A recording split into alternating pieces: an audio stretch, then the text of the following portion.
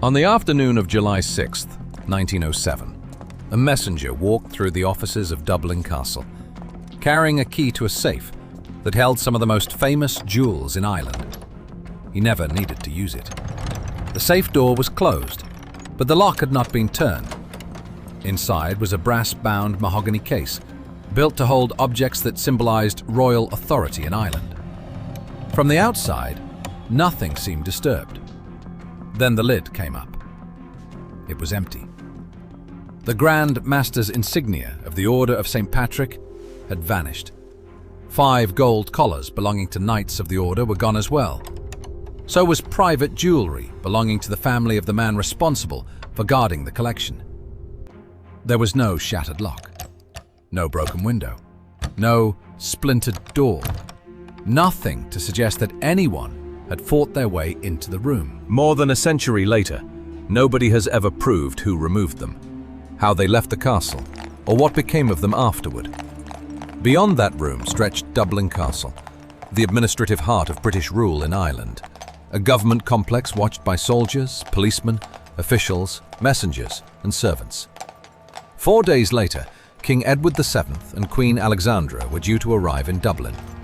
The missing regalia were supposed to be used during the royal visit. Instead, the castle had to confront a different spectacle. Some of the most recognizable ceremonial jewels in Ireland had disappeared from inside its own guarded walls, and nobody could say exactly when they had been taken. But there is one misleading detail at the center of this story. There was no Irish crown. The name Irish Crown Jewels suggests coronation regalia, but Dublin held no second royal crown equivalent to the one kept in the Tower of London. What disappeared were the ceremonial insignia of the most illustrious Order of St. Patrick, an elite order of chivalry founded in 1783 as an Irish counterpart to England's Order of the Garter and Scotland's Order of the Thistle. In 1831, King William IV provided a new and spectacular set of insignia for the Lord Lieutenant of Ireland, who served as Grand Master of the Order. Because the pieces belonged to the crown, they came to be described as crown jewels. They were made to dominate a room. The largest piece was a diamond star containing 394 gems. At its center was the Red Cross of St. Patrick in rubies, overlaid with an emerald shamrock and surrounded by blue enamel. There was also an oval diamond badge, surmounted by diamond harp, and a gold enameled badge set with emeralds and rubies. Many of the stones were traditionally associated with jewelry once belonging to Queen Charlotte. Alongside the Grand Master's insignia were the elaborate gold collars worn by knights of the order. Their financial value today would be enormous, but the greater loss was symbolic. In 1907, Dublin Castle was not primarily the historic landmark tourists know today. It was the headquarters of British administration in Ireland. The Lord Lieutenant represented the monarch. Ceremonies, uniforms, heraldry, and regalia were part of the public language of power. These jewels were not merely expensive objects stored in a box. They were portable symbols of the state. And that is why the place from which they vanished matters almost as much as the objects themselves. Bedford Tower stood inside the upper castle yard. The Office of Arms had moved there in 1903, and a strong room had been created for valuable documents and state regalia. The security arrangement should have been simple. Put the jewels in the safe, put the safe in the strong room. Lock both. Except the safe would not fit through the strong room doorway. It was too large. So the safe intended to protect some of the most important ceremonial objects in Ireland was left outside the strong room, in the office library. A system designed around a secure room had been compromised by the width of a door. Even then, access should have been tightly controlled. 7 keys opened the Office of Arms. Only 2 opened the jewel safe, and both were kept by one man, Sir Arthur Vicars, the Ulster King of Arms, senior herald and official custodian of the regalia. One key was normally carried by Vicars. The second was kept at his home in Clonskea. On paper, that should have reduced the number of possible culprits almost to nothing. In practice, the opposite happened. Vicars was a respected genealogist and herald, but the culture around the jewels had become dangerously informal. He showed the regalia to visitors, and at least one earlier incident had already demonstrated how vulnerable his control of the keys could be. Dublin Castle's historical account records an episode so extraordinary that it reads almost like a warning sent in advance. During a social occasion, while Vicars was intoxicated, Lord Haddo, the son of the Lord Lieutenant, took one of the safe keys, removed the jewels, and later posted them back to Vicars as a prank. Whether intended as a joke, a humiliation, or a warning, the lesson was unmistakable. A key could be taken, the safe opened, and the jewels removed without the custodian stopping it. The system had revealed its weakness in the clearest possible way. Yet security barely changed. Then came June 11th, 1907. Vicars showed the regalia to John Crawford Hodgson, librarian to the Duke of Northumberland. That is the last confirmed occasion on which the jewels were known to be in the safe. After June 11th, certainty disappears.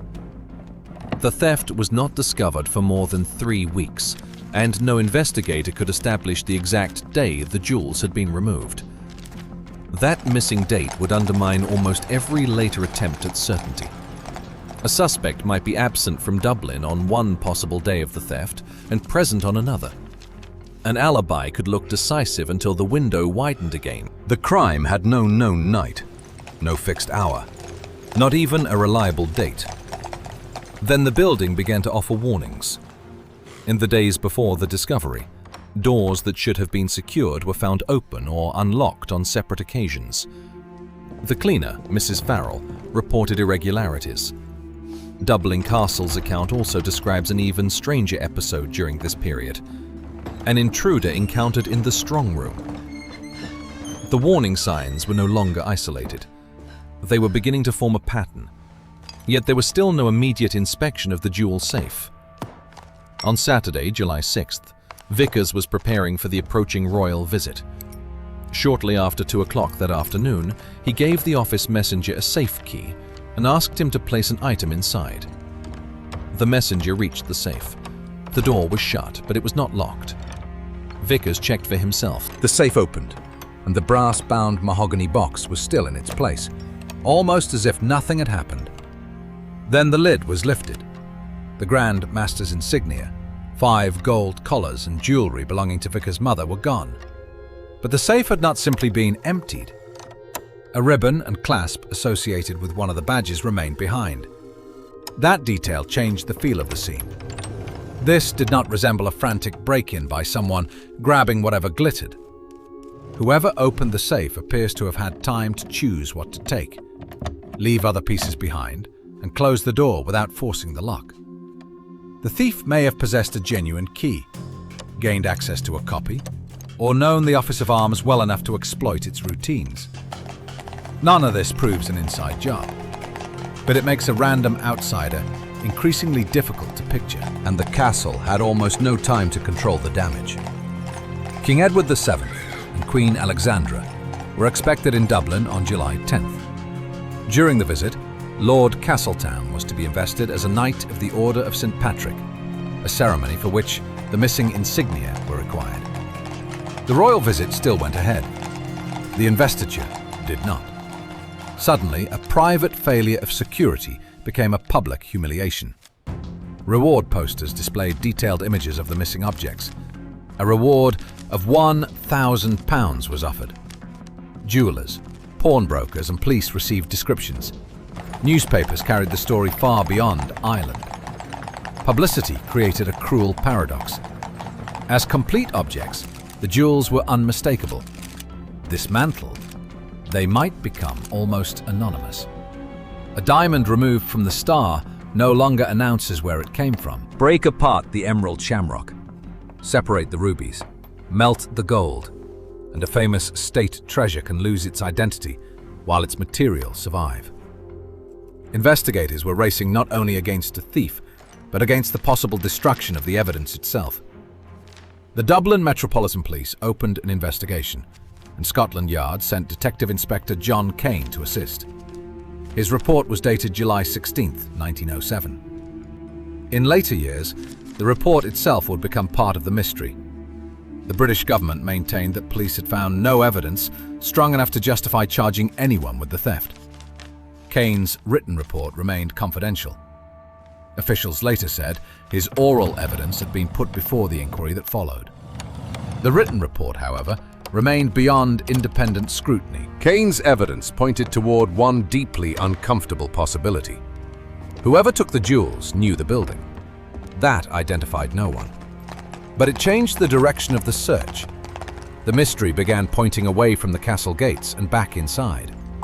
Around the same time, the case began attracting the strange orbit that gathers around famous unsolved crimes. Psychics claimed to know where the jewels had been hidden, inspiring searches that produced nothing. Arthur Conan Doyle, creator of Sherlock Holmes and a distant relative of Vicars, offered assistance.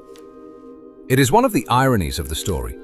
The man who had created the most famous detective in the English-speaking world could not supply the real case with an ending. With no thief in custody and no jewels in sight, attention turned toward the man whose job had been to make this disappearance impossible: Sir Arthur Vicars. The case against Vicars' stewardship did not require an accusation of theft, only a catalogue of failures.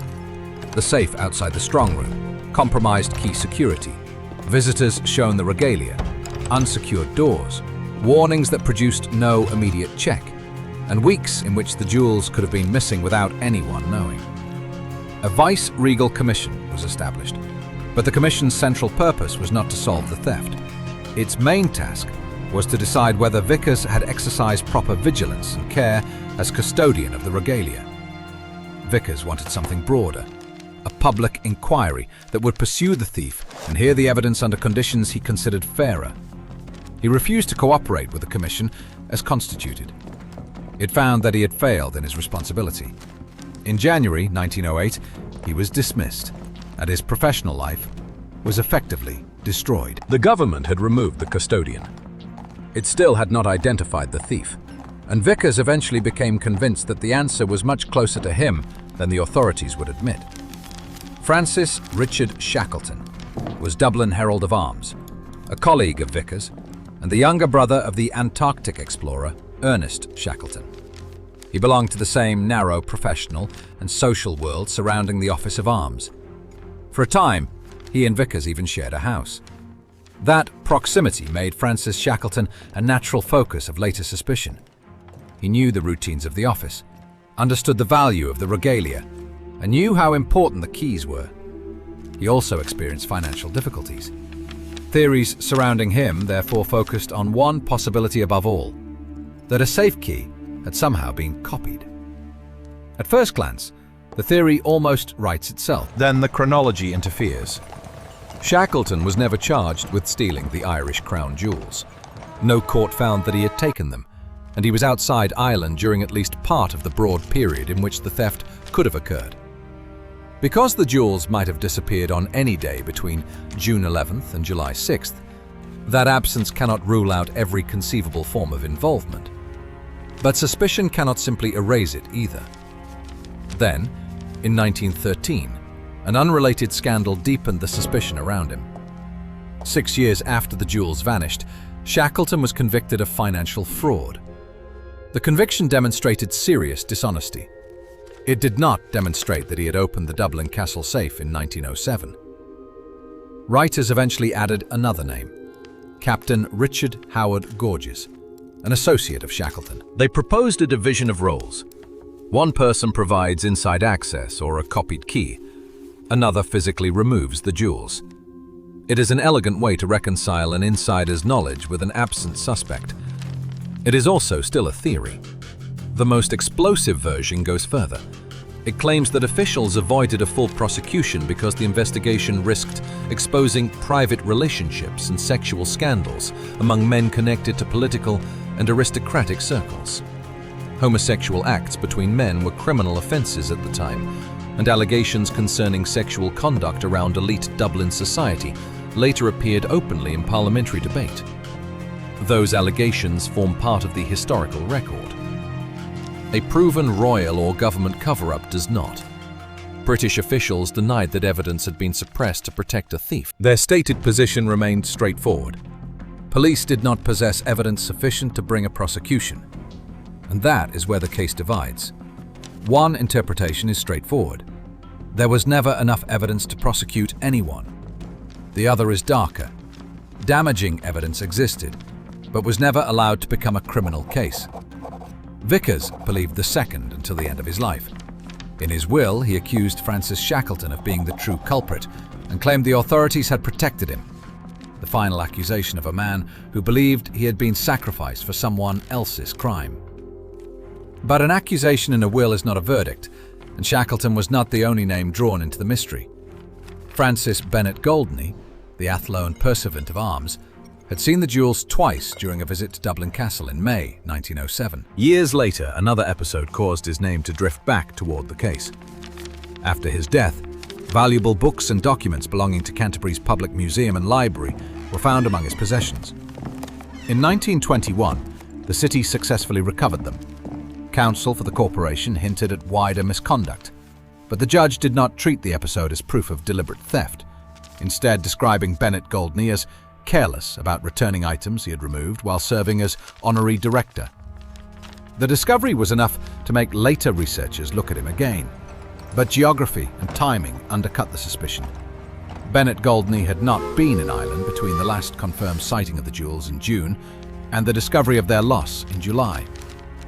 There is no firm evidence that he played any part in the theft. The pattern repeats. A troubling biography, a plausible connection, and then a gap where proof should be.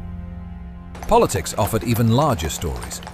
Irish nationalists may have taken the regalia to humiliate British rule. Hardline unionists may have engineered a scandal to damage political opponents and weaken support for Home Rule. Lord Haddo's earlier prank was dragged back into suspicion as well.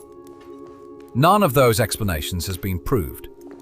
Strip away the grand theories, however, and the case becomes almost disturbingly ordinary. The safe sat in a library because it would not fit through the strong room door. A key had previously been taken. Visitors saw the jewels. Doors were found unsecured. An intruder was reportedly encountered in the strong room. And investigators inherited a window of almost 4 weeks instead of a single night. Some mysteries are difficult because the criminal planned perfectly. This one may be difficult because the institution failed repeatedly. But poor security can explain opportunity. It cannot identify the person who exploited it. And even if it explains how the jewels could have left Dublin Castle, it tells us almost nothing about what happened once they were gone. That second disappearance may be the deeper mystery. The £1,000 reward produced no confirmed recovery. The published illustrations produced no authenticated sighting. No jeweler later produced a documented trail of stones leading back to the missing insignia.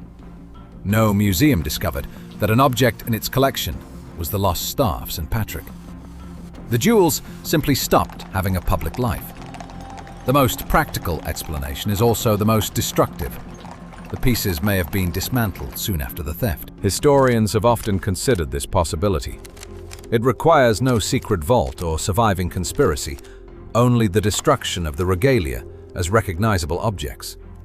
The stones could survive physically while disappearing historically, but there is no proof that this happened.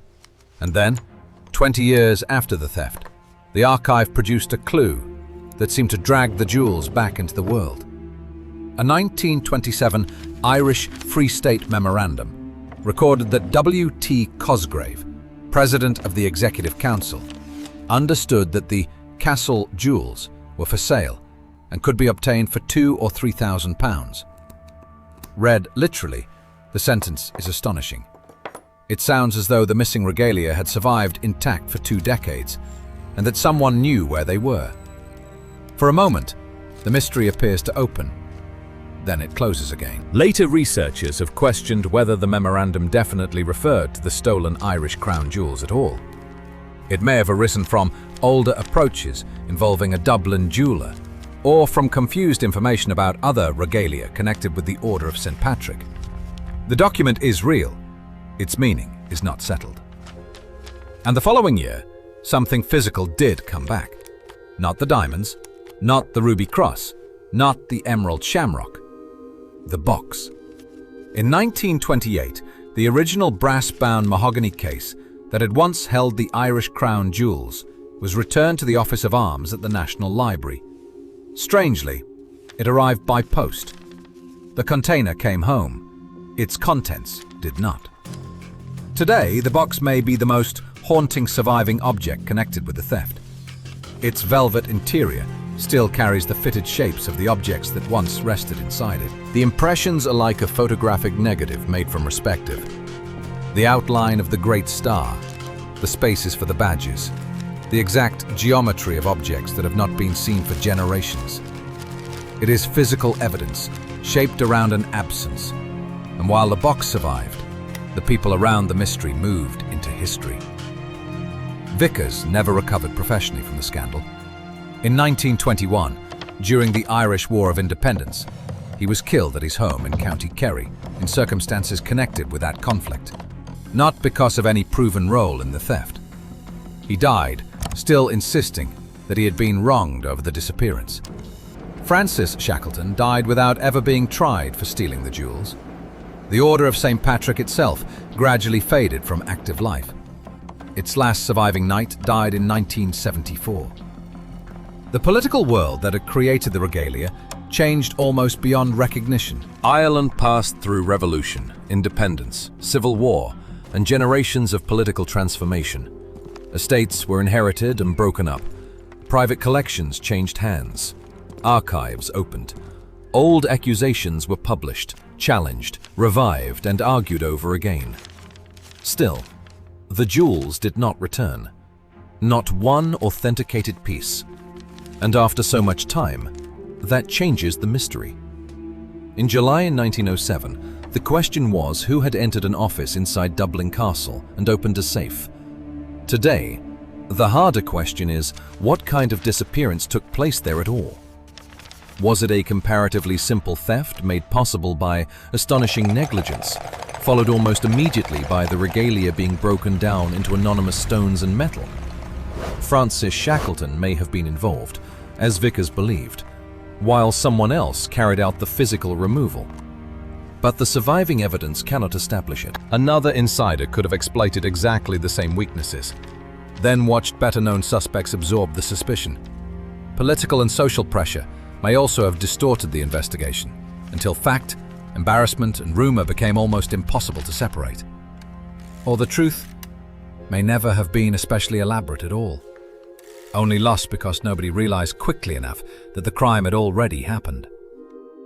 The official record can establish only a narrow chain of certainty. The jewels were last definitely seen on June 11, 1907. In the weeks that followed, serious security breaches were reported.